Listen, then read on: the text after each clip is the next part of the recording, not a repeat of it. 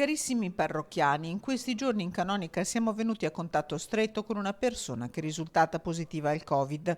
Noi ora comunque siamo risultati negativi al test rapido. Secondo le disposizioni ministeriali, però, siamo chiamati a rimanere in quarantena fiduciaria fino a mercoledì 4 novembre.